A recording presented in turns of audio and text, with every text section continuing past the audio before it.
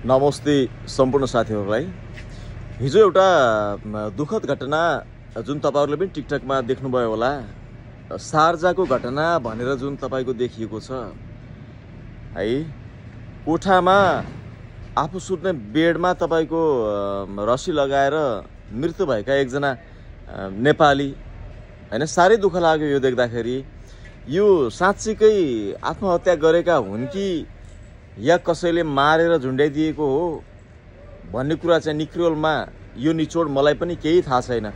तर एउटा कुरामा दुःख एकदमै लाग्यो कि नेपालीहरू हैन, जहाँ नेपाली राजदूतावास भएको देश हो युए भनेको, यहाँ धेरै नेपालीहरूका धेरै नै समस्याहरू छर्लङ्गै छन् हैन। अब कम्पनीले 4-5 महिनादेखि स्यालेरी नदिएका कुराहरू पनि छन् हैन। अब कुनै कम्पनीले एउटा काम भनेर लिएर अरू कामहरूमा लगाइदिएका समस्याहरू पनि छन् हैन। तर अलिकता समस्या बढी नै छ यहाँ। यो विषयमा नेपाल राजदूतावासले युए गभर्नमेन्टसँग अलिकता पहल गरेको भए राम्रो हुन्थ्यो हैन। एउटा लेबरका हकितका लागि कुराहरू गरिदिएको भए अझ राम्रो हुन्थ्यो भन्ने कुराहरू महत्त्वपूर्ण रह्यो।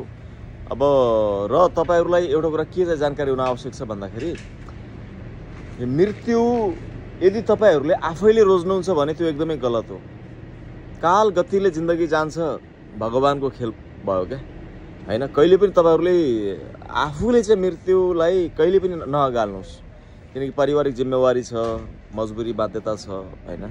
तपाईको आशा र भरोसामा धेरै परिवारका सदस्यहरू रहेका हुन्छन्।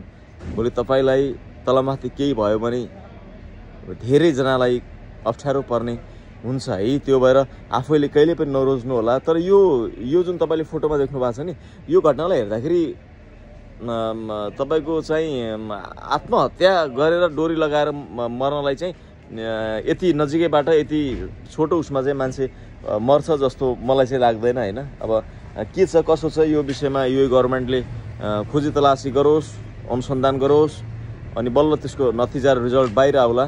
त्यो भिडियो अपलोड गरेका र भिडियो भाइरल भएका मैले साथीहरूलाई मेसेज पनि गरेको थिएँ के रहेछ बुझ्नको लागि भनेर हैन। उहाँहरूले रिप्लाई दिनुभएको छैन, सायद हेर्न नभ्याउनु भएर पनि होला है। एकदमै आफूलाई बचाउनुहोस्, आफूलाई एकदमै सम्हाल्नुहोस् परदेशमा है।